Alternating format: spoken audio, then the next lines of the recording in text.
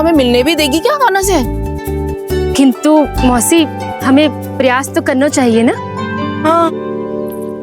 जानकी को नंद भवन में प्रवेश मिल गया है और कोई बड़े महर्षि भी आए हैं। पूजा चल रही है मंदिर में। तुझे तो सब पता है, छुप कर देख रही थी क्या? नाना, मैं तो बस वहाँ से आ रही थी तो दृष्टि पड़ गई मेरी। चाहे जो कुछ भी हो, पर सोचना उपयोगी है। क्या पता इसी बहाने हम सबको प्रवेश मिल जाए। चल।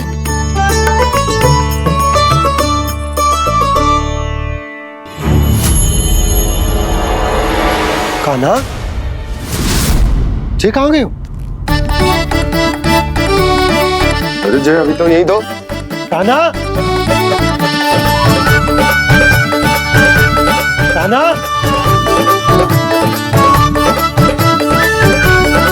कान्हा।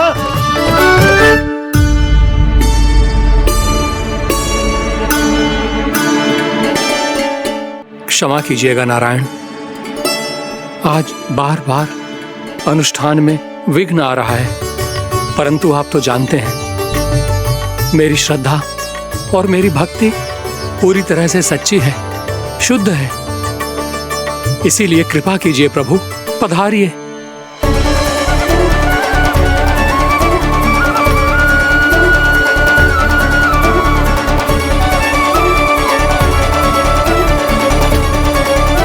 और भोग ग्रहण करके इस भक्त को कृतार्थ कीजिए। दर्शन दीजिए प्रभु, ताकि मैं भी मान सकूं आपसे मिलना उतना ही सरल है जितना उस बालक ने कहा था। आप तो भक्त वत्सल कहलाते हैं प्रभु। इस भक्त की भी विनती सुन लीजिए। दर्शन दीजिए प्रभु, दर्शन दीजिए। इसी विश्वास और समर्पण की ही तो देरी थी महर्षि। कृष्णा कृष्णा हरे कृष्णा, कृष्णा कृष्णा मुरली मनोहर कृष्णा, गोपाला गोविंदा हे दामोदरा, श्री कृष्ण कान्हा, हे नारायण वासुदेवा, श्री कृष्ण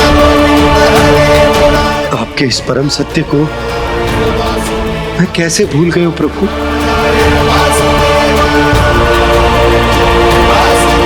अरे तुम फिर आ गए? अब आप इतना प्रेम और भक्ति से बुलाओगे तो आना ही पड़ेगा ना। एक ही बात को कितनी बार समझाऊं? मैंने तुम्हें नहीं बुलाया, मैंने अपने प्रभु श्री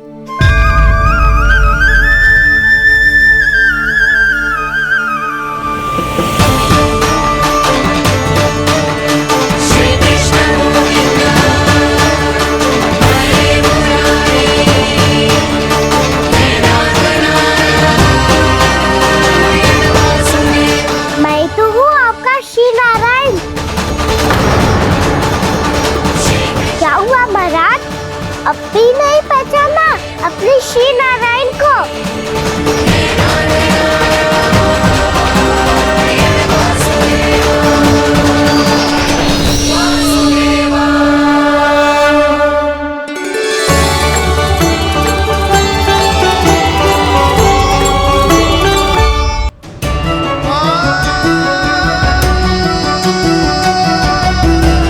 प्रभु, क्या सचमुच आप मेरे सामने हैं?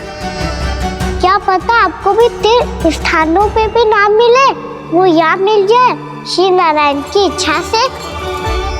आपने सत्य कहा था प्रभु, आपसे मिलना बहुत सरल है, पर मैं अबोध समझ ही नहीं पाया। आपको अबोध कहता रहा। आप सामने थे और मैं पहचान ही नहीं पाया। मुझे क्षमा कर दीजिए प्रभु, मेरी भूल को क्षमा कीजिए प्रभु। आपकी पूजा करने के लिए आपको बुला रहा था और आप ही को भोग खाने से मना कर रहा था। तो अब तो खिला दो ना महाराज, श्री नारायण की इच्छा से।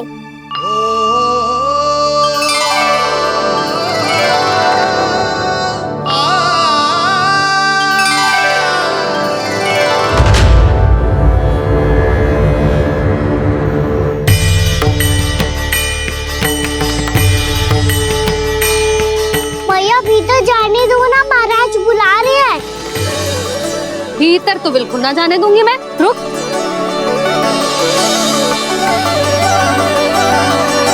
तुझे बता, बाबा ने तुझे आने कैसे दियो? सच्ची मैया महाराज ने बुलाई हुई मुझे। मैंने तो ना सुनो है। अब जे मती कहियो कि महाराज ने नारायण को बुलाओ है और बालक नारायण का स्वरूप होते हैं। मैंने ही बुलाया था पुत्री। महाराज,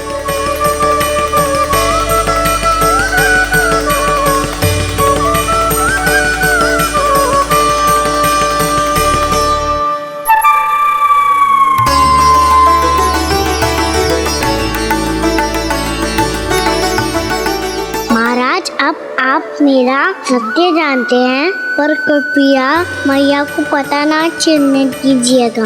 मैं चाहता हूँ कि मैं इनके लिए वही बना रहूँ जो हूँ, उनका सामान्य सा लल्ला, ताकि इनके प्रेम की अमृत वर्षा मुझ पर सदैव बरसती रहे। महाराज, जे सदैव ऐसे ना करतो है, आज न जाने इसे क्या होगा है।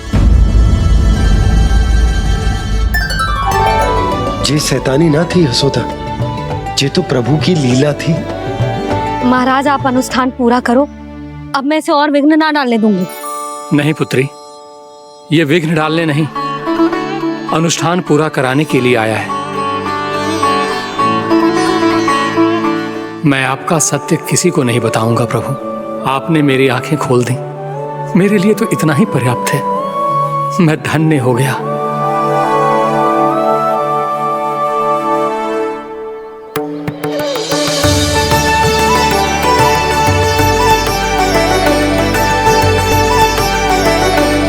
जे आप क्या कर रहे हो महाराज? श्री नारायण का भोग आप लल्ला को क्यों खिला रहे हो? मैं सदैव कहता हूं कि जो होता है श्री नारायण की इच्छा से होता है, और मैं नारायण की इच्छा को ही नकार रहा था। महाराज, कहीं भूल से मेरा भेद ना खोल दे। थोड़ा समय लगा, परंतु मैं समझ गया पुत्री। बालक ही श्री नारायण के रूप होते हैं।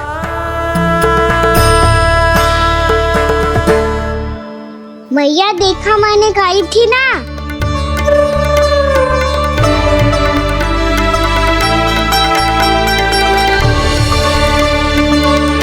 आज कान्हा ने मुझे एक बहुत बड़ी सीख दी। यदि सच्ची श्रद्धा और भक्ति से कोई स्वयं को श्री नारायण के चरणों में अर्पित कर दे, तो श्री नारायण बहुत सरलता से उसे मिल जाते हैं। कभी कभी एक छोटे बालक के रूप में सामने आ जाते हैं। नारायण को पाने के लिए किसी तीर्थ जाने की आवश्यकता नहीं है, और ना ही किसी पवित्र जल में डुबकी लगाने की आवश्यकता है। इन्हें पाने के लिए चाहिए तो केवल सच्ची श्रद्धा, सच्ची भक्ति और पूर्ण समर्पण। मैं इसे आशीर्वाद देने आया था, पर इससे मिलकर मैं स्वयं धन्य हो गया हूं। जी कैसी बातें कर रहे हैं महाराज? लल्ला को मिलके धन्य हो गए का क्या अर्थ है?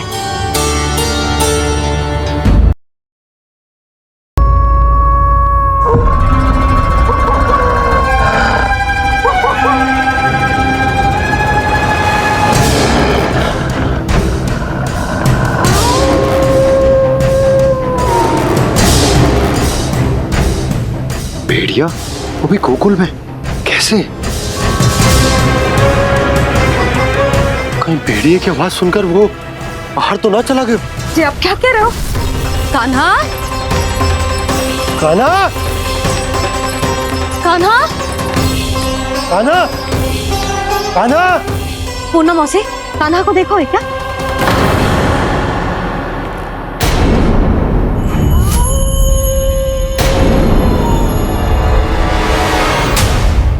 द्वार खुलो है।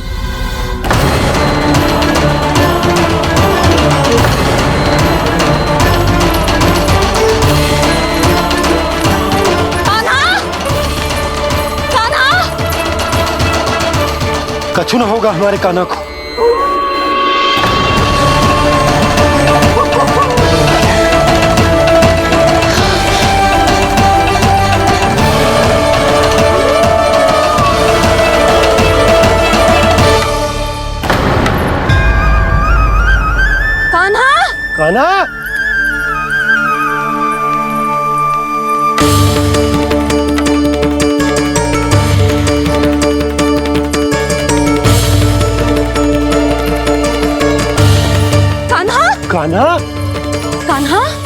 कान्हा, ठीक है ना? हाँ, क्या कर रहे है तू यहाँ?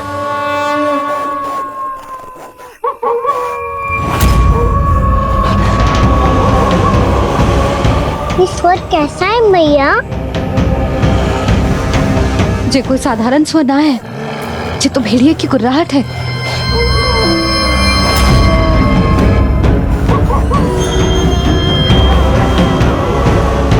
भेड़िया ना, भेड़ियों की लगता है पूरों को पूरा झुंड गांव में घुसा है। शीघ्र घर चलो जी, मुझे बहुत भय लग रहा है। और भोला बंसी को कहो द्वार के आगे पहरे के लिए आ जाए। अब चलो भी, आप क्या देख रहे हो? हमारी तो रक्षा हो जाएगी यशोदा, पर इन गांव वालों का क्या? उनकी रक्षा कौन करेगा?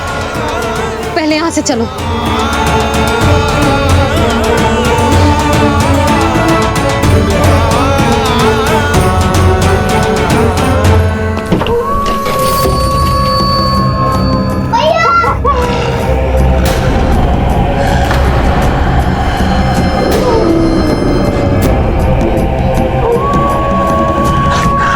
शीघ्रता से द्वार चलो के बंद कर दीजिए।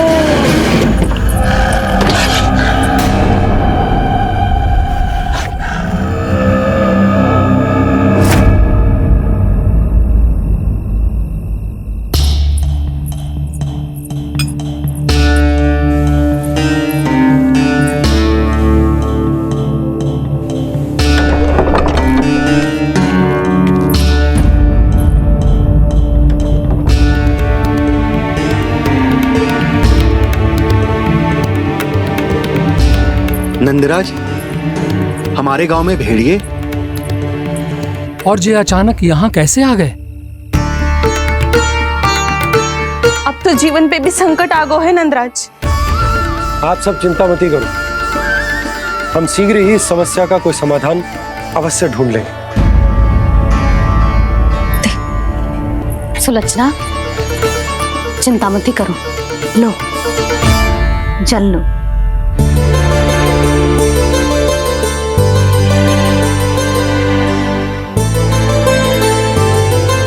प्रभु, ये कैसी लीला है आपकी? लीला नहीं मुरली, ये प्रयास है मेरा, ताकि मेरे माता पिता सभी गांव वासी स्थिति की गंभीरता को समझ पाए। चिंता चिंतन करने का समय नहीं है, अब समय है कर्म करने का, सदैव सदैव के लिए गोकुल छोड़ के जाने का।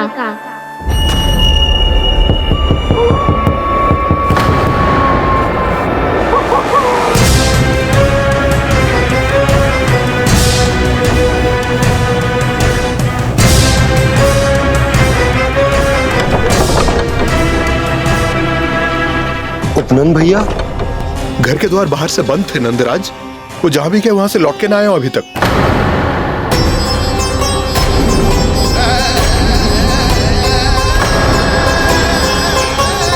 गोकुल में क्या हो रहा है नंदराज?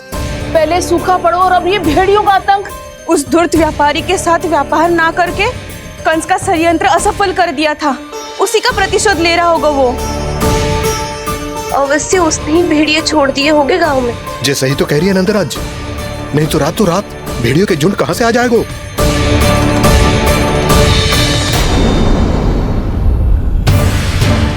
महाराज कंस की क्रूरता के बारे में हम सब जानते हैं, और मुझे लगता है कि इस बार इस संकट का कारण महाराज कंस ना है, बल्कि सूखा है। आसपास के वन में जल की एक बूंद भी शेष ना है। पास के गांव के जलाशयों का जल कब का सूख चुका है। यदि जल शेष बचो है तो वो केवल हमारे गोकुल में। इसीलिए जल खोजते खोजते वो यहां तक आए होंगे। कहीं और ना जा सकते थे? हमारा गोकुल ही मिला था उन्हें। तब तो फिर गोकुल भी सुरक्षित ना है। पर मौसी, हाँ, ये संकट तो दिन प्रतिदिन बढ़ते ही जा रहे हैं। जीजी, आज तो आपने आश्रय दे दिया, पर प्रतिदिन यहाँ रात कैसे बिताएंगे? रात तो छोड़ो, अब तो दिन में भी घर से निकलते भय लगेगो। असली समस्या तो ये है कि इस भयंकर सूखा में शीघ्र ही गोकुल के जल तो सूख ही जाएगा। और फिर कैसे रहेंगे हम यहाँ? ऐसे में तो शीघ्र ही गोकुल को सारो अनाज समाप्त हो जाएगो नंदराज। गैयाओं का चारा तो पहले ही हाथ रोक रोक कर देना पड़ता है। पर अब हम करें तो करें क्या? कैसे बचाएं हम अपने प्राण? क्या ऐसे ही मृत्यु आनी है, भूख से तड़प तड़प के? हाँ हाँ, कहाँ जाए हम? बताइए ना।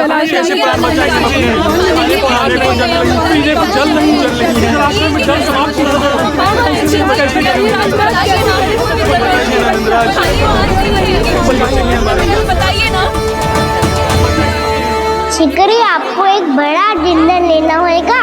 मैया भी ना कितनी चूक जाती है गुस्सों से भी। ये सब मुझे जब छोड़ना हो तो कैसे संभालेगी स्वयं को? बाबा जहाँ हम होंगे वही तो नंद भवन होगा, चाहे गोकुल में हो या कहीं और।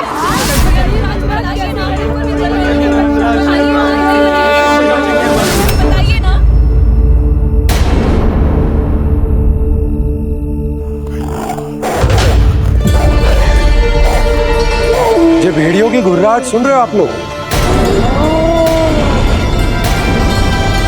ये संकेत है इस बात का कि यदि अब भी हमने अपनी रक्षा का कोई उपाय ना किया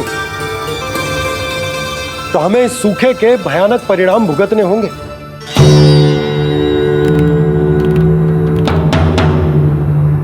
श्री नारायण का धन्यवाद जो भेड़ियों के माध्यम से हमें सावधान कर दिया। पर अब और कोई चारा ना है। हमें अपना घर, अपना सब कुछ, अपनो गोकुल छोड़कर जानो पड़े। अपनो गोकुल छोड़कर जानो पड़े।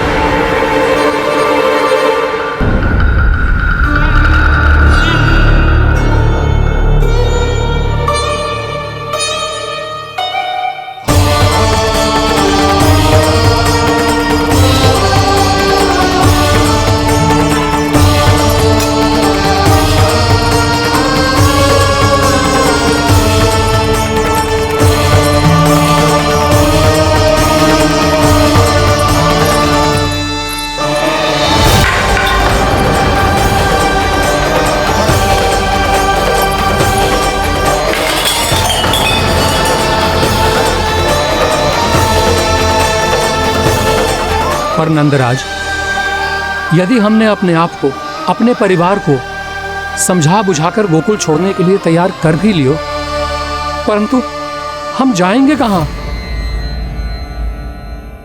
हाँ नंदराज, हम अपनी घर गृहस्थी, अपने बालक, अपनी गैया लेके कहाँ भटकेंगे? कहीं ना कहीं तो बस तो पड़ोगे ना हमें, पर हम जाएंगे कहाँ? हाँ नंद भैया, हम कहाँ जाएंगे? इसका उत्तर तो मेरे पास भी ना है कि अब कहां जाएं हम, किस दिशा में, किस ओर।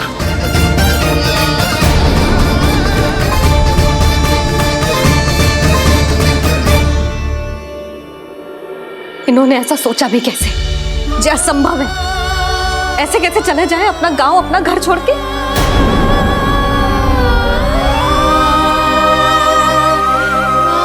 मैया घबरा क्यों रही हो? मैया आप ही तो कहती हो नारायण जो करेंगे अच्छा ही करेंगे।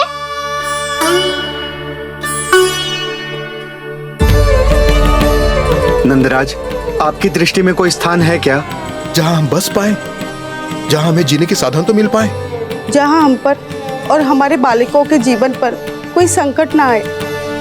हाँ नंदराज, बताओ हम गोकुल छोड़कर जाए तो जाए कहाँ? वृंदावन, वृंदावन।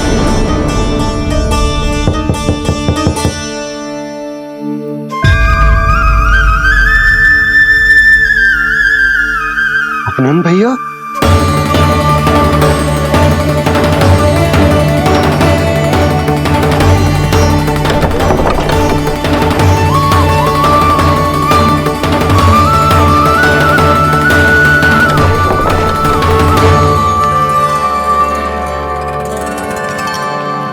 आप कहाँ चले गए थे भैया? चिंता हो रही थी। कल मुझे एक दिव्य संकेत मिला था। यदि मैं गोकुल की सीमा से बाहर जाकर उत्तर दिशा की ओर बढ़ूं, तो मुझे हमारी समस्या का समाधान अवश्य मिल जाएगा। इसीलिए भोर होते ही मैं घर से निकल गया। और तुम्हें विश्वास नहीं होगा आनंद, सिर्फ सवा प्रहर में मैं उस स्थान पर पहुंच भी गया। उस क्षेत्र के यात्री और ऋषि मुनि उस स्थान को वृंदावन के नाम से पुकारते हैं। वृंदावन, वृंदावन, हरे कृष्णा कृष्णा कृष्णा मुरली मनोहर कृष्णा। वृंदावन,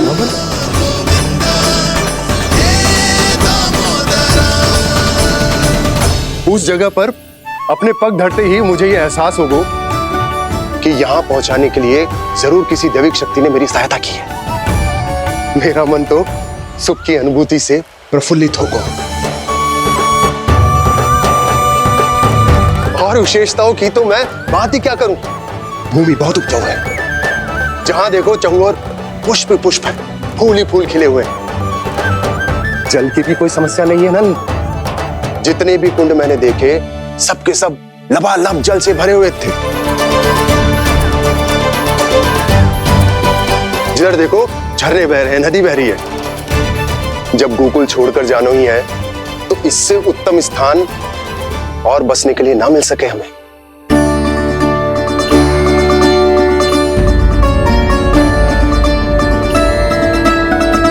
मुझे तो लगता है कि प्रभु श्री नारायण ने हमारे लिए पहले से यह स्थान चुनकर रखो।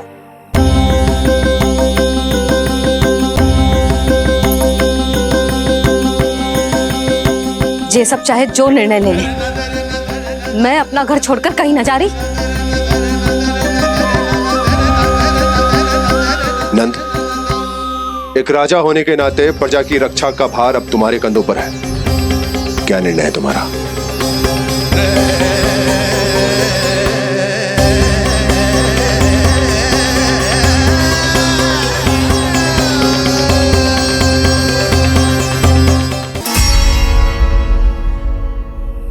हम वृंदावन जाएंगे। यात्रा की तैयारी आरंभ करो।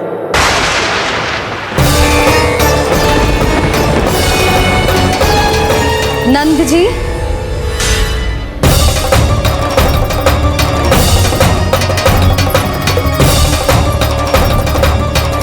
इतनी शीघ्रता में कोई निर्णय लेना ठीक ना है। हाँ नंदराज, हम हमारा घर गृहस्थी छोड़कर ना जाएंगे। हम ना जाएंगे नंद भैया। समझने का प्रयास करो यशोदा। यदि तुम भी आप समझने का प्रयास करो नंद महाराज। ऐसा कोई समाधान निकालो जिससे हमें अपना जीवन, अपना घर छोड़ने की आवश्यकता ना पड़े।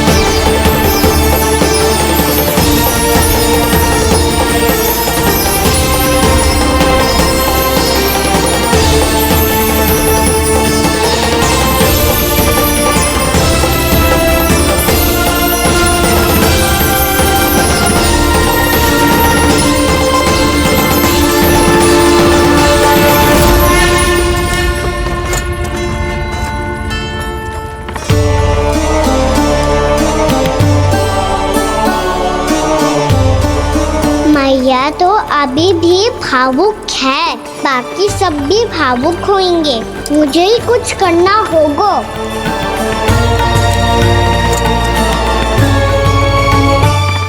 भैया हम कहाँ जा रहे हैं? वृंदावन। वृंदावन? वन क्यों जा रहे हैं मैया? वहाँ क्या करेंगे हम? वन में तो कितने भयानक असुर रहते हैं। उन सब के साथ हम कैसे रहेंगे? भाई हमें वो खा गए तो? वृंदावन कोई वन ना है लल्ला, वन से घिरा हुआ एक स्थान है। तब तो उसे वृंदा धाम या तो उसे वृंदा स्थल कहना चाहिए। कितना सयाना है मेरा लल्ला। वृंदावन हो या स्थल, आपके चरण पड़ेंगे प्रभु तो अपने आप धाम बन जाएगा वो।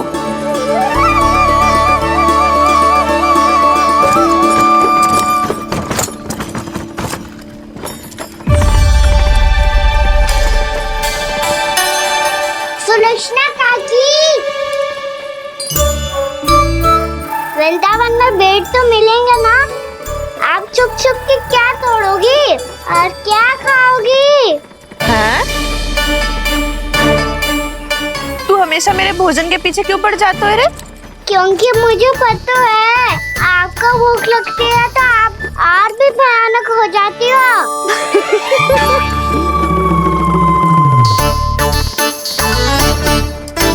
सावित्री, कस्तूरी, वृंदावन है। वृंदावन में बगीचा ना है।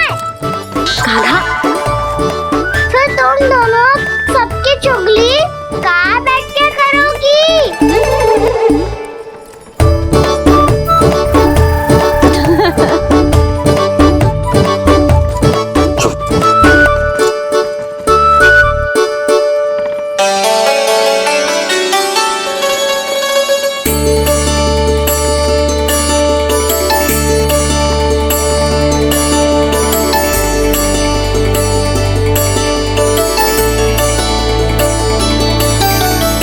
बस कुछ ही समय में हम वहां पहुंच जाएंगे। अच्छा भानु, वहां पहुंचते ही हमें शिविर लगाने का कार्य प्रारंभ करना होगा, ताकि जब तक नंदराज और अन्य सभी वहां पहुंचे उनके विश्राम और निवास का प्रबंध पहले से ही हो चुका हो। नंद भैया,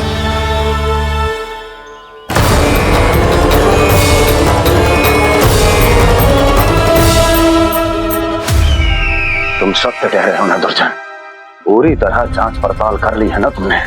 नंद ने अपने परिवार और समस्त गोकुल वासियों के साथ आज गोकुल छोड़ दिया है।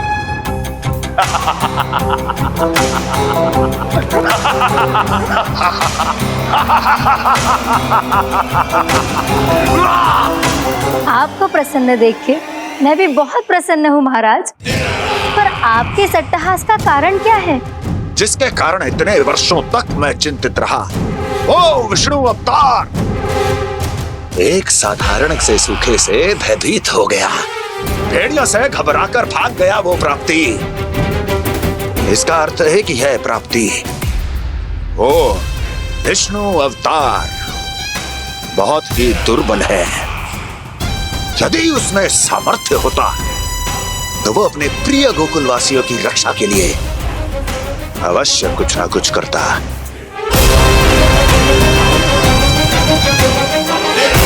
कहीं मैंने उस साधारण से बालक को अवतार होने के कारण कुछ अधिक महत्व तो नहीं दे दिया?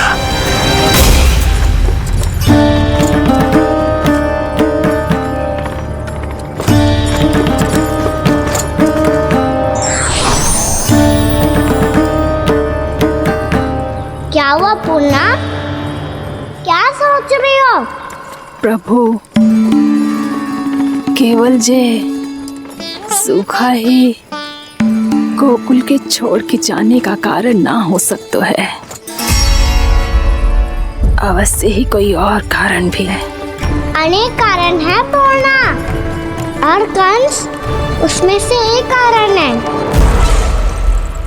पूरी सृष्टि में वो कहीं भी क्यों ना चला जाए, किंतु जो त्रास उसने मुझे दिया है उसका दंड उसे अवश्य मिलेगा।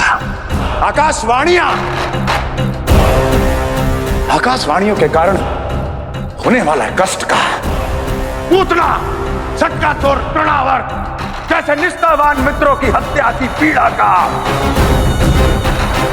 प्रतिशोध अवश्य लूंगा मैं।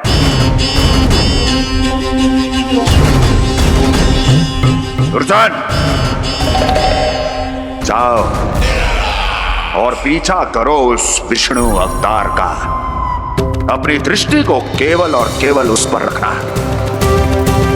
मुझे एक एक क्षण की सूचना चाहिए। बताओ कहां भाग कर जा रहा है वो विष्णु अवतार? कंस, उसने केवल मुझ पे नहीं, मेरे गोकुल पे भी आक्रमण किया था पूर्णा। मैं समझ गई प्रभु। पहले पूतना के विशाल शरीर के गिरने से गोकुल को भयंकर भूकंप का सामना करना पड़ा था, और फिर तृणावर्त के भीषण पावंडर से गांव वासियों को कितना कष्ट पहुंचा था। प्रभु, इसका अर्थ ये है कि गोकुल इसलिए सुरक्षित बचा रहा क्योंकि वहां आप थे। उस समय मैं शिशु के रूप में था पूर्णा। कंस के आक्रमणकारियों को रोकने के लिए मैं जाकर भी घर से बाहर नहीं निकल सकता था, और इस बार उन दुष्टों को अपने गांव के भीतर, अपने वृंदावन में प्रवेश भी ना करने दूंगा मैं।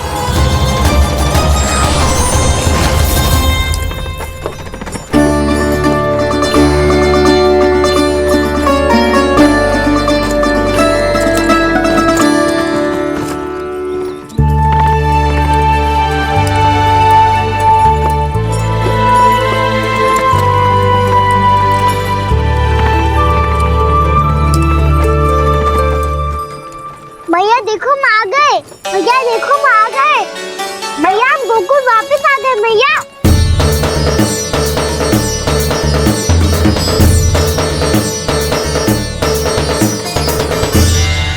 सुनो जी, हम फिर से गोकुल आ गए क्या?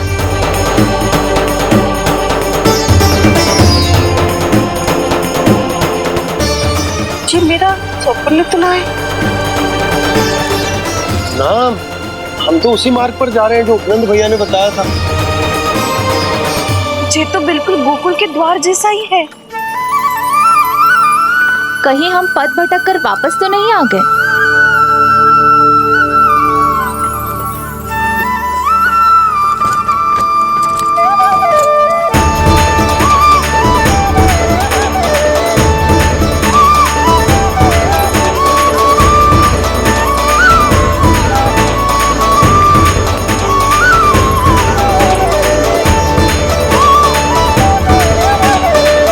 वृंदावन में आप सभी का स्वागत है।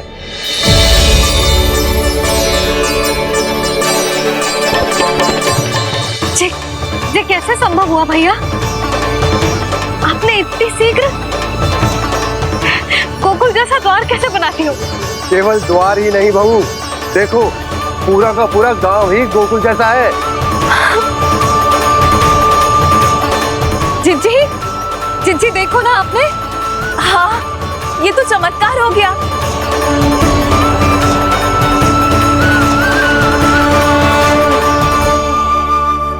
पर भैया ये हुआ कैसे? हम भी जब यहाँ पहुंचे तो ऐसे ही इसे देख के भौचक के रह गए थे, पर फिर हमें कोई मिलो।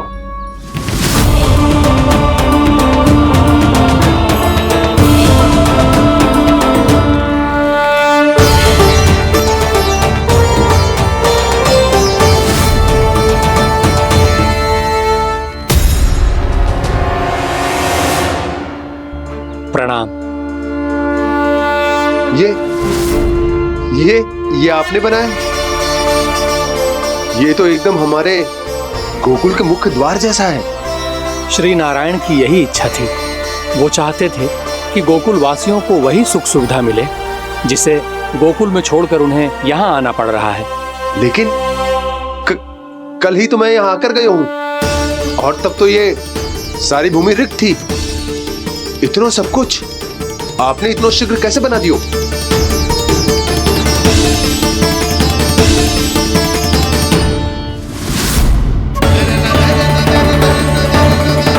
श्रीमान, श्रीमान, फिर न जाने वो महापुरुष कहाँ चले गए।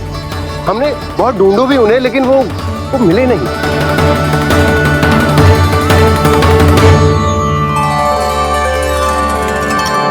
अवश्य ही श्री नारायण के दूत होंगे वो, तभी तो इतना भव्य उपहार दे गए। यशोदा जी, वो देखो मेरा घर बिल्कुल गोकुल जैसा ही है ना। भाभी वो देखो मेरा घर बिल्कुल गोकुल जैसा है ना।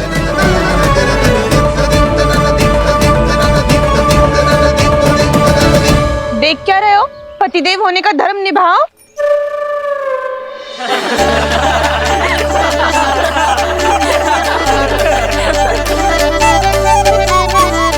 चल लल्ला, यशोदा तुम कहाँ चली?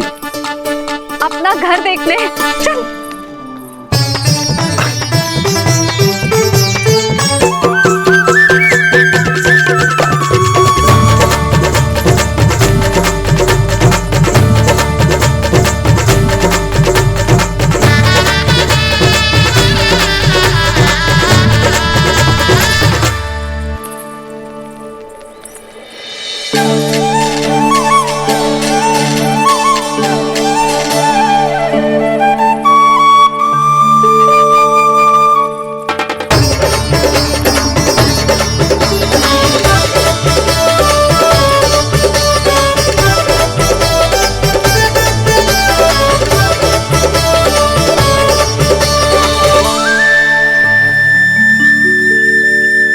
यशोदा जी, ढेर सारे फूलों के पौधे भी यहाँ, वैसे ही जैसे आपका रामू खा जाता था।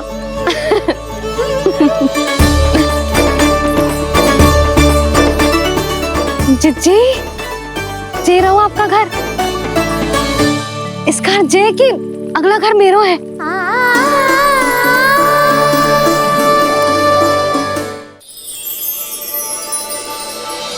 चल ना, मैं आती हूँ। आजा, चल।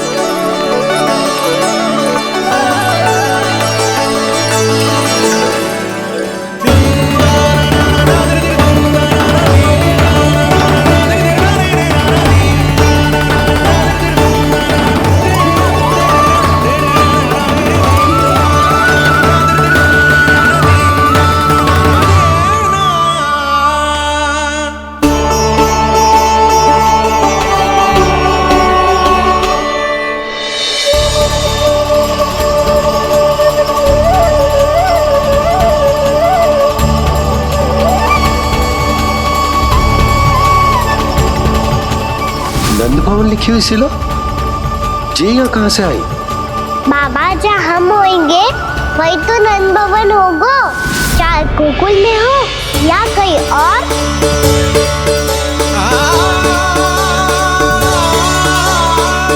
आपने अपना वचन पूरा कर दिया। मैंने कछु ना किया यशोदा, ये सब तो श्री नारायण की कृपा है।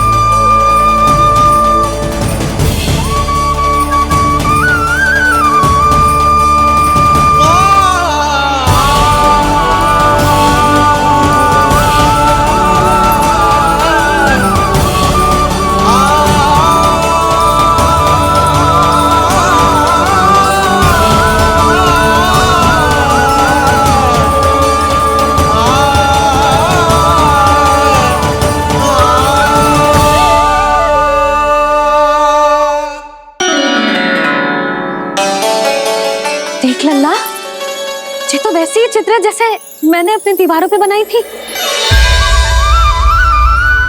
और ये भी वैसे ही अधूरी है। तब तो मैया हमें इन चित्रों को पूरा करना चाहिए।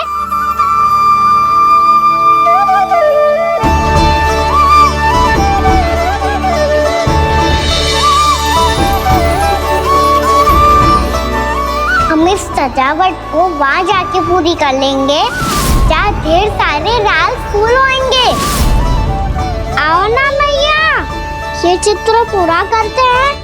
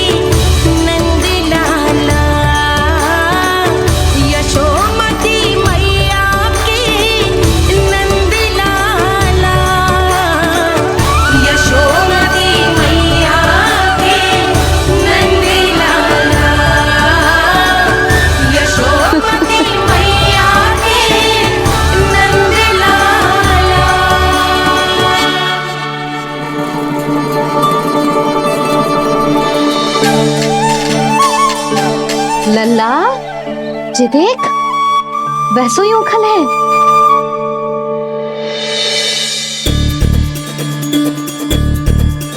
मैं भी हूँ, उखल भी है, पर मेरा फिर से डर लेने का कोई विचार ना है मैया। यदि उखल यहाँ है, तब तो भीतर भी सब कुछ वैसा का वैसा ही होगा।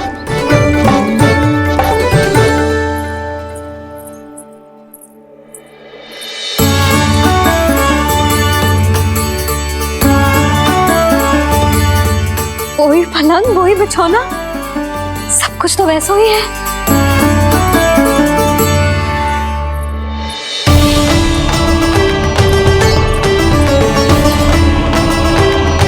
ये क्या? ये तो चमत्कार होगा। वही रसोई, वही पात्र, वही मटकियां, और वही आधा उटा हुआ दूध।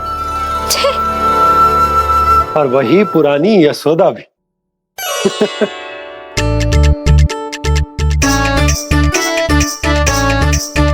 फिर से खी करने लगे दोनों बाबा लल्ला को ना बस अवसर चाहिए मेरा उपहास उड़ाने के लिए। क्या देख रहे हो? अब जाओ, सकट से सामान उतारो। और हाँ सुनो जी, सबसे पहले श्री नारायण और लक्ष्मी जी की मूर्ति उतारना। ये सब उन्हीं के कारण संभव हुआ है। आजा लल्ला। इससे पहले कि जो मूर्ति लेके आए, मैं पूजा घर व्यवस्थित कर देती हूँ।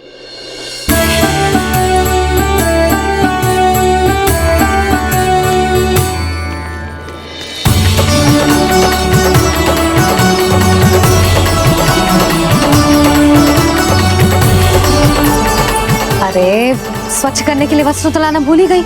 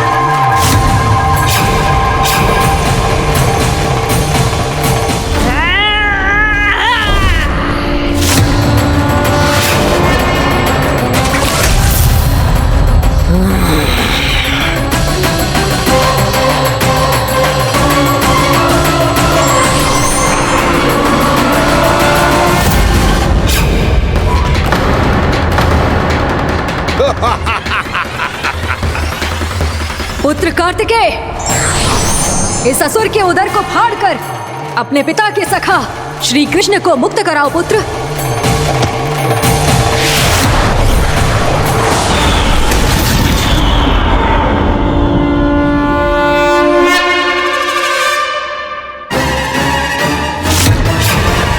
मैंने कहा था तुम में से कोई भी मेरा बाल भी बांका नहीं कर पाएगा।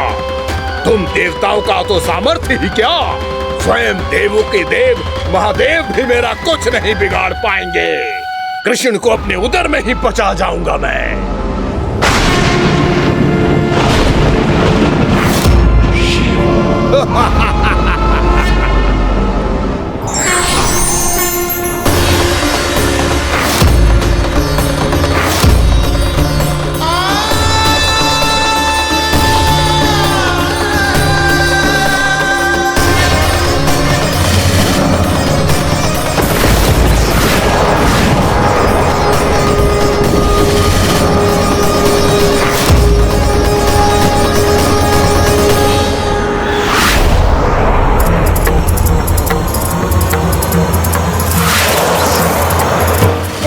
शिव शंकर का त्रिशूल है, एक ही बार में इस असुर का प्राण ले लेगा ये। महादेव का त्रिशूल?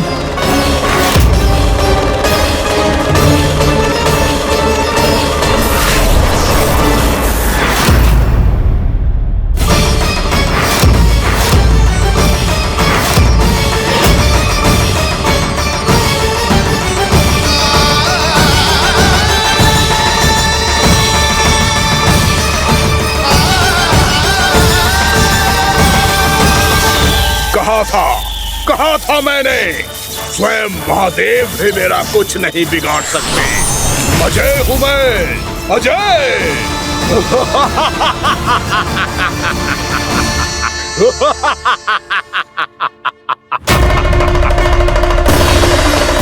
प्रभु, आपके त्रिशूल की महिमा तो अपरंपार है, तो फिर ये ठहर क्यों गया?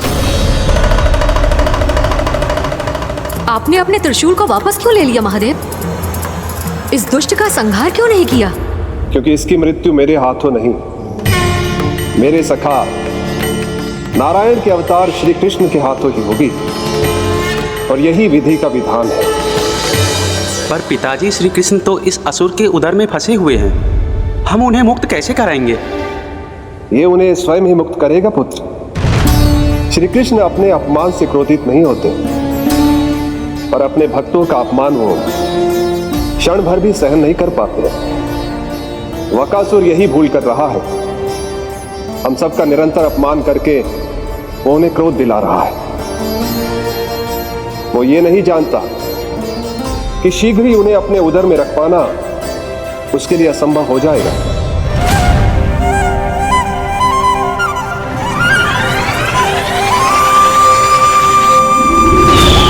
क्या हुआ महादेव, पराजित होकर भी मुस्कुरा रहे हैं? पर अब तो महादेव कहलाने के भी योग्य नहीं रहे आप। असफल देवताओं की इस अयोग्य सेना को लेकर चले जाइए यहाँ से। ना ये मेरा सामना कर सकते हैं और ना ही आप। मेरी शक्ति के सामने आप अक्षम हैं महादेव।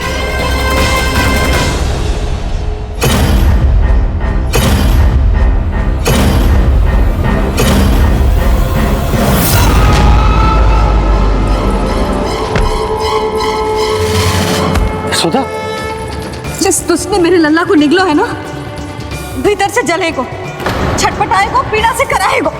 जिस दुष्ट ने मेरे लल्ला को निगलो है ना, भीतर से जलेगो, छटपटाएगो, पीड़ा से कराएगो। ये क्या हो रहा है मुझे?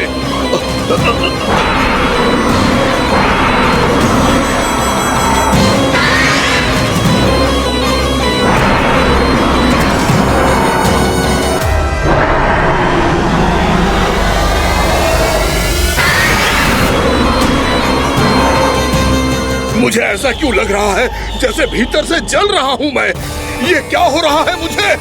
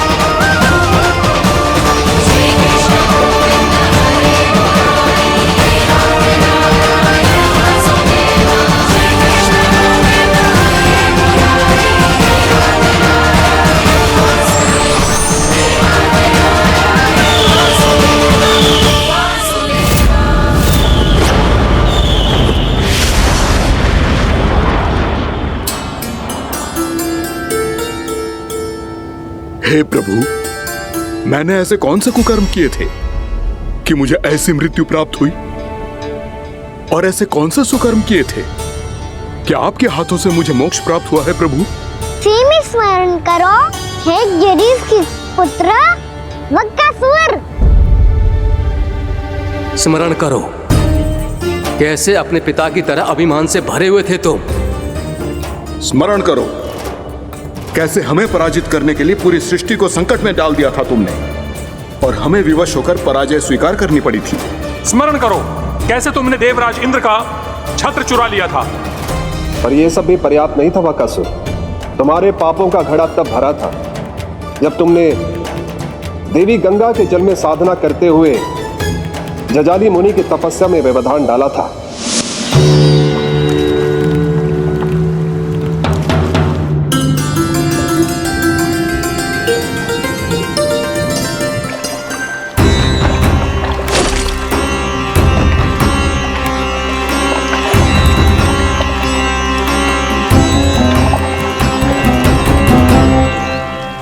रुक क्यों गए चालक? नौका को आगे की ओर ले चलो। आगे बढ़ना उचित नहीं होगा महाराज। यहाँ से कुछ ही दूरी पर जालजली मुनि तपस्या कर रहे हैं। तो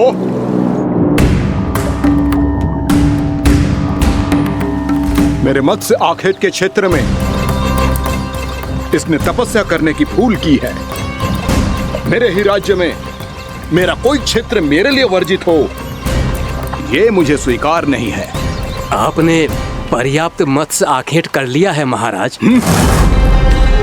यदि तुम इन मछलियों का आहार नहीं बनना चाहते हो, चुपचाप मेरी आज्ञा मानो। क्षमा, क्षमा महाराज।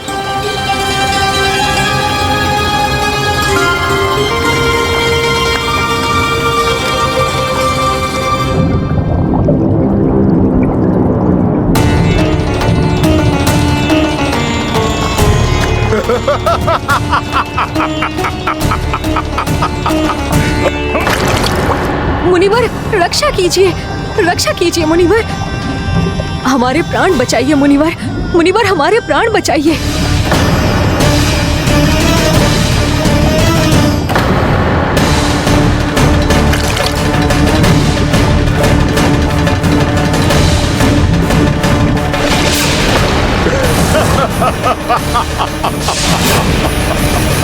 ठहर जाओ असुरराज, इन मछलियों को हानि ना पहुंचाओ। क्यों मुनि? अब मछलियां पकड़ने के लिए मुझे तुमसे आज्ञा लेनी पड़ेगी। तुमने तपस्या करने से पहले किससे आज्ञा ली थी? मां गंगा से, इस जल में रहने वाली सभी मछलियों से। इस उपकार के बदले इन सभी मछलियों को रक्षा करने का वचन दिया था। इसीलिए असुरराज, मैं शांति से कह रहा हूं, इस स्थान को अशुद्ध ना करो। चुपचाप यहां से चले जाओ, नहीं तो इसका परिणाम अच्छा नहीं होगा।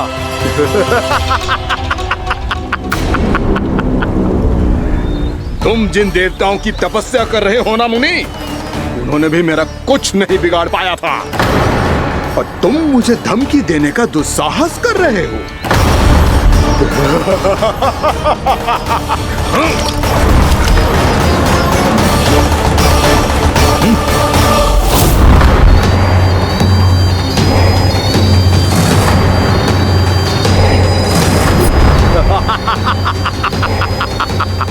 मूर्ख, विचारों से तो तू राक्षस है ही, और स्वभाव से उस बगुले की तरह है जो भूख ना होने पर भी उन निर्दोष मछलियों को आहार बनाता रहता है।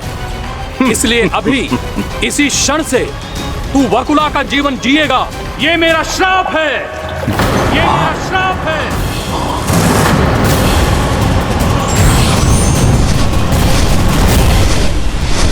श्राप पाने के बाद तुम्हें आभास हुआ कि तुमने कितना बड़ा अपराध किया था, और तब तुम जजाली मुनि से क्षमा याचना करने लगे।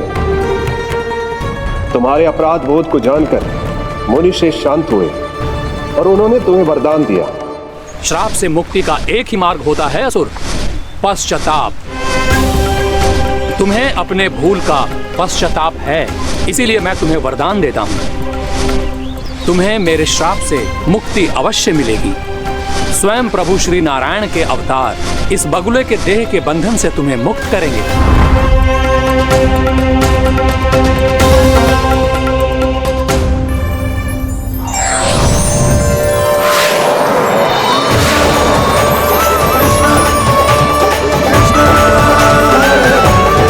प्रणाम स्वीकार करें प्रभु।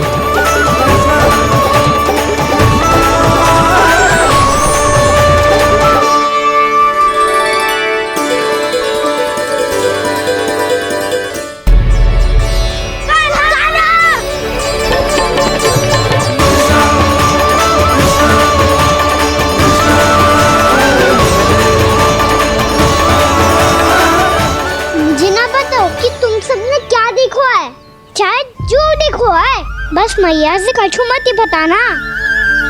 ताना!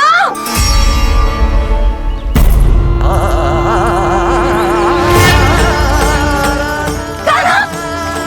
मेरा लल्ला!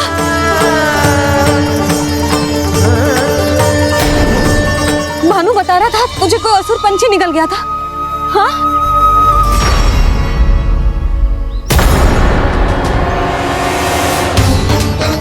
हे नारायण, ये क्या है?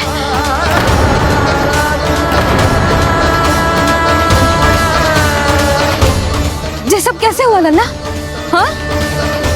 कोई बताएगा मुझे ये क्या है?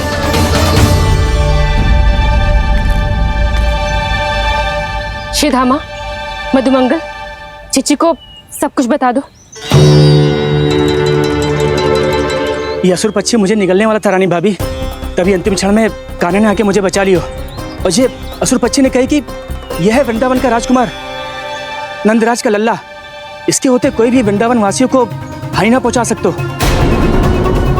रानी भाभी, कान्हा ने अपने प्राणों की चिंता ना करी और इस क्रूर राक्षस से भिड़ गयो, और इस राक्षस पक्षी ने इसे निगल लियो। इतना पर्याप्त है भोला काका, सब कुछ बताने की आवश्यकता नहीं है।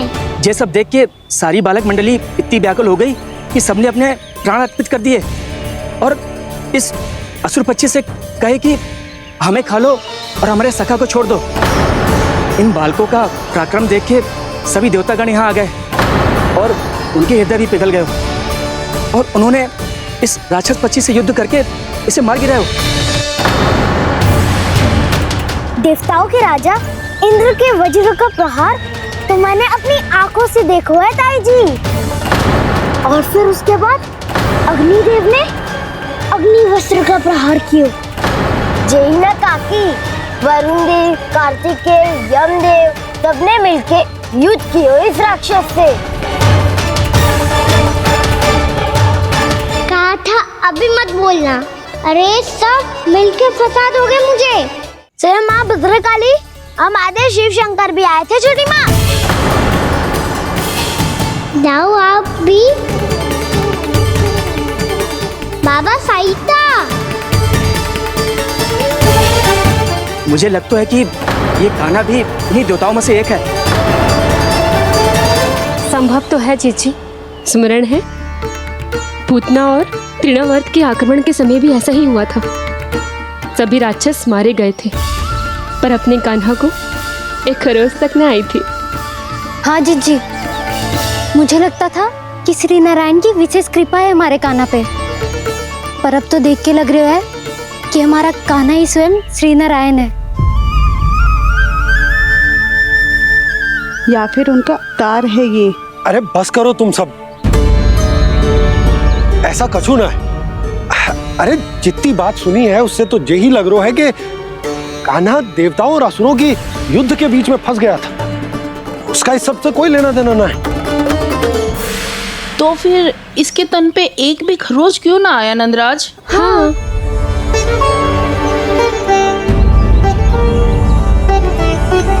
है काकी, खरच तो है। दिखा लल्ला। भैया बात पीड़ा आ रही है, कुछ करो ना। चिकोपिया भी ना अति करती है। श्री नारायण का अवतार हो तो इतनी तनिक सी खरोच पे ऐसे रो तो क्या? बस बहुत होगा। अब तो तुम सबने सीमा ही पार कर दी है। कभी से श्री नारायण बुलाते हो, कभी श्री नारायण का अवतार। तनिक कछु हो ना जाता है कि तुम सब कहानियां बुनने लगती हो। जे बस साधारण सा बालक है, मेरा लल्ला है जे भगवान मती बनाओ।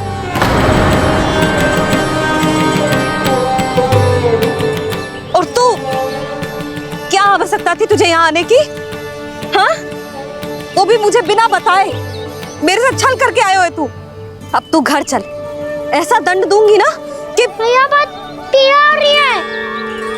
मैया बहुत पीड़ा हो रही है मैया। हाँ लल्ला, तू घर चल, मैं तुझे औषधि लगा दूंगी। हल्दी का लेप लगाऊंगी ना, झट से ठीक हो जाएगा। चल चल।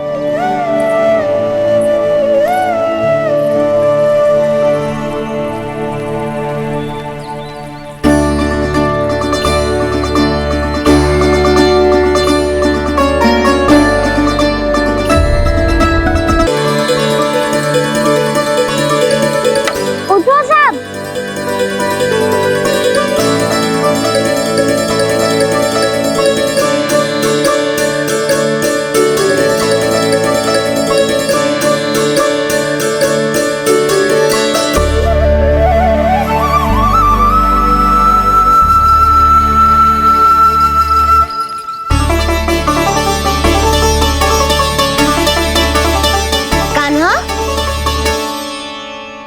हम तो मरने वाले थे ना कान्हा।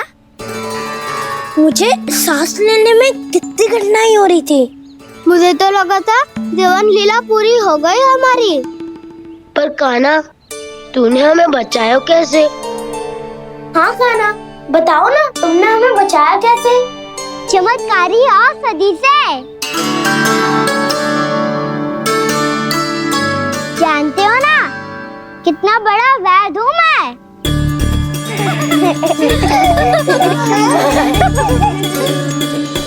मैंने तो इन सबसे पहले ही कही थी कि हमारे साथ कान्हा है तो भय काई का। बस ऐसे ही प्रभु की कोई ना कोई लीला देखने का अवसर मिलता रहे। नारायण नारायण।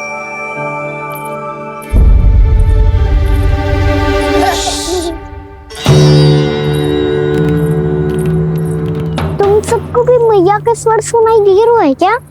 ना तो। अरे ध्यान से सुनो ना।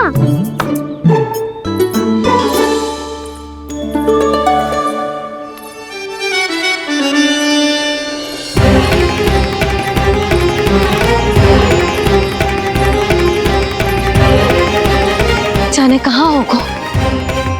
कान्हा! इससे पहले कि वो यहाँ आ जाए, हमें उन तक पहुँचना होगा। यदि उन्होंने इस आकासुर की नृत्य देह को देख लिया, तो वैरती भयभीत हो जाएंगी। लो।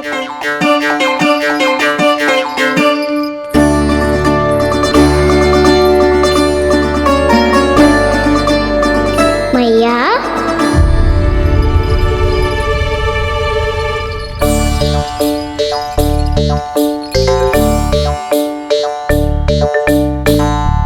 अरे क्या हो गो, ऐसे सब हाँफ रहे हो और दौड़ के क्यों आ रहे हो? तुम सब किसी समस्या में तो ना पड़ गए? समस्या नहीं काकी, बहुत बड़ा संकट आ गया था।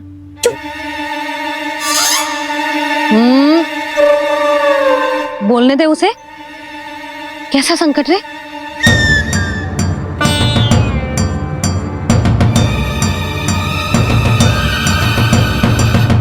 वो हमें समझ ही नहीं आ रहा था कि हम दाऊ को क्या उपहार दे। आज उनका जन्मदिन है ना। तो फिर से कछु छुपा रहे हो है ना? कान्हा सत्य बता। अरे ना मैया, सखाओ हमें दाऊ को देने के लिए जो इकट्ठा करो है सब दिखा दो मैया को। ये देखो काकी, जे मैंने चुना है। काकी जे मेरा उपहार है, कैसा है? पर आप यहाँ क्यों आई हो मैया? अरे तुझे और तेरी टोली को भोजन खिलाने के लिए। ले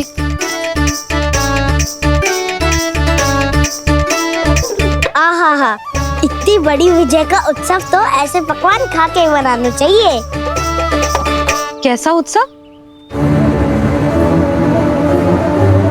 कान्हा तूने फिर से कछु करो है क्या? भैया कही ना मैंने, दाऊ का जन्मदिन है आज।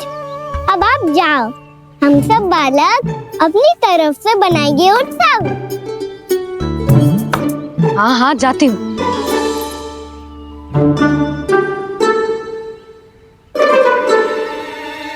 क्या कही तूने? कान्हा एक बात तो बता, बलराम के बिना तुम सब उसका जन्म उत्सव कैसे मनाओगे?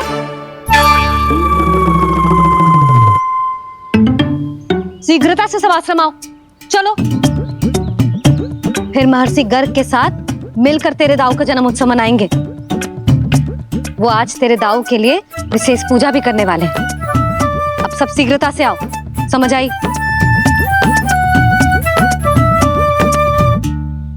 मेरा जन्मदिन मने ना मने, किसी को कोई अंतर ही नहीं पड़ता। सब वन में आनंद ले रहे होंगे। बलराम दुखी मत हो पुत्र, तुम्हारे सखा आएंगे ना तो मैं उन्हें स्मरण करा दूंगी, ठीक है? नहीं माँ, छोटा भाई होने के नाते कान्हा को स्वयं स्मरण रखना चाहिए था।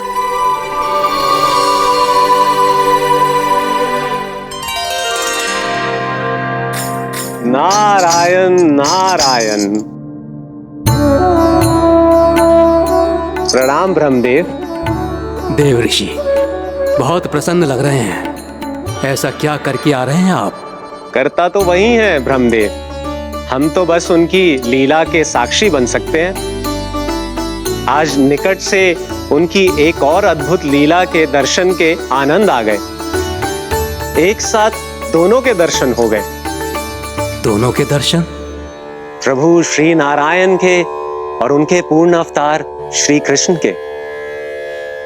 श्री कृष्ण अघासुर की मृत देह को चीर कर खड़े थे और प्रभु श्री नारायण विस्तृत आकाश में अपने अंतहीन स्वरूप में व्याप्त थे। अद्भुत। मैं भी उनकी लीला का निकट से अनुभव करना चाहता हूँ। कहाँ होंगे वो इस समय? वहीं वृंदावन के वन क्षेत्र में अपने सखाओं के साथ रमे हुए होंगे प्रभु श्री रमन गोपाल। पर सत्य तो यह है ब्रह्मदेव कि वो खेल भी प्रभु की लीला ही तो है।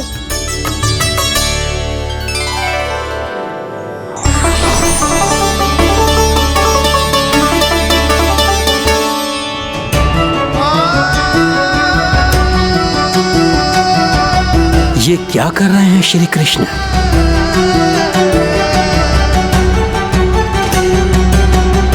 उपहार तैयार होगा सबके बलराम के लिए? मेरा भी होगा।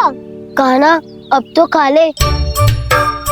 काकी के दिए पकवान भी प्रतीक्षा कर रहे हैं और मेरे पेट के मूषक महाराज भी।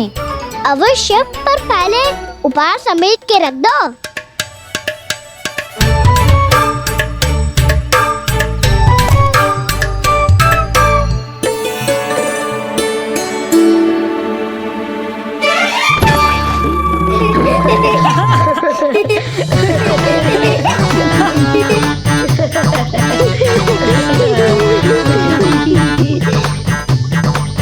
हंसते रहोगे कि?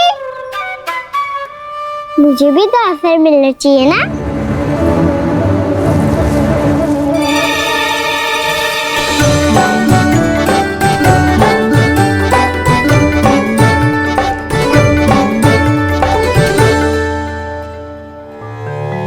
ये कैसे संभव है? बस बस बस बस बहुत हो गई। चलो भोजन करें। कहीं सुबह के पेट का मूषक बाहर आ गया तो।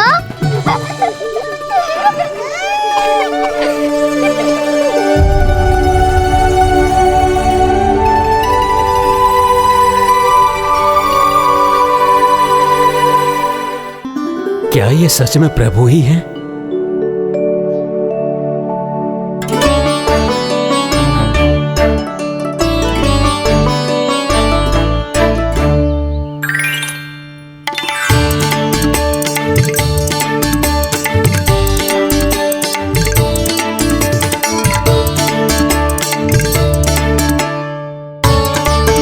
मुझे खाने देना।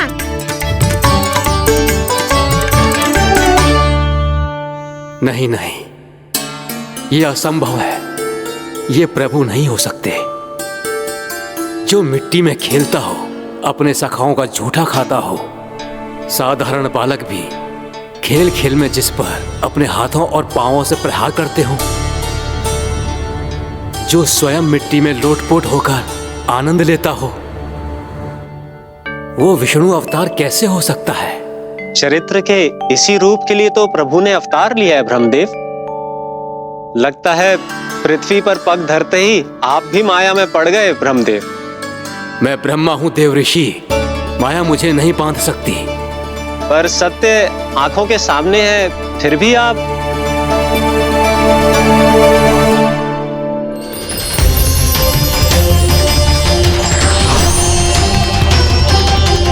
मुझे तो विश्वास ही नहीं हो रहा ब्रह्मदेव कि आपने सच में प्रभु को नहीं पहचाना।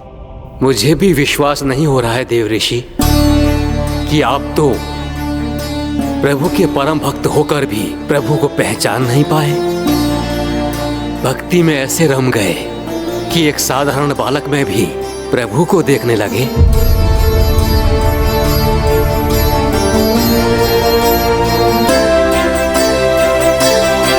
तनिक विचार कीजिए देव ऋषि, ये बालक प्रभु श्री नारायण का अवतार कैसे हो सकता है?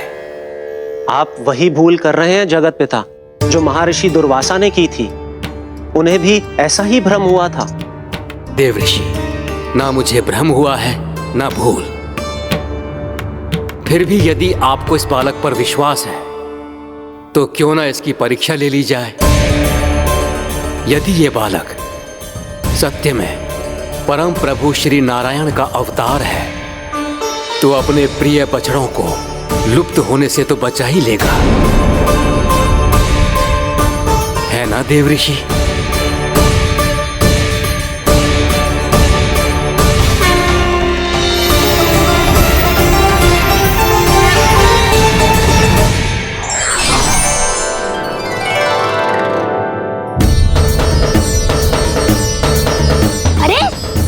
बछड़े कहाँ चले गए? कैसे होता ना वो? चलो शीघ्र ढूंढते चलते हैं। नहीं, चिंता मत करो, शांति से भोजन समाप्त कर लो पहले। तब तक मैं खोज के लाता हूँ सबको।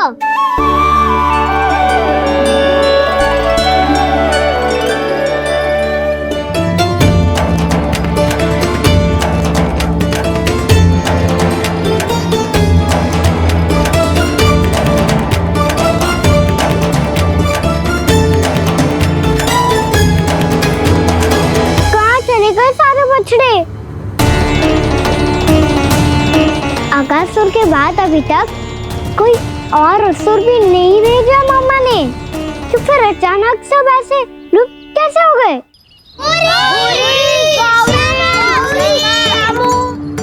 कान्हा, तुझे भी ना मिलो ना। देखा देव ऋषि, इस बालक की चिंता ही बता रही है कि ये भगवान नहीं। नारायण, अब क्या होगा? सब तो समझ देंगे, कहेंगे कि हम अपना दायित्व ना निभा पाए। तुम सब दुखी मत हो, मैं दोष अपने ऊपर ले लूंगा। कान्हा को और तुम सबको कोई ना डांटेगो। मैं बड़ा हूँ, मुझे ध्यान रखना चाहिए था। बड़ा तो मैं भी हूँ उज्जवल। मेरे उत्तर में तुम सब चिंता क्यों कर रहे हो? मैं बुझूंगा नहीं, बस तुम सब शांत हो जाओ।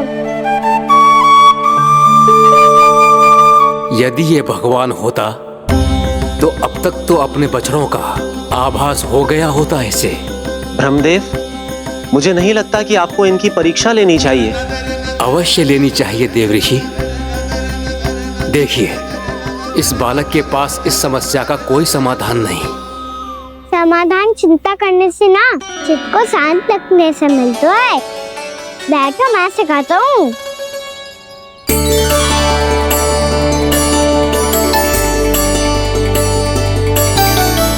बोलो ओम। ओम। अरे उज्जव, ऐसे ना हर अक्षर को अलग अलग खींच के लंबा करके बोलो। ओम।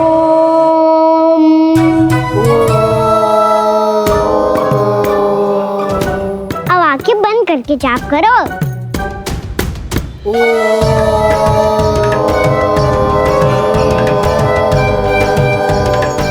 अब तुम सब जाप करते रहो, सब बच्चों को ढूंढ के लाता हूँ।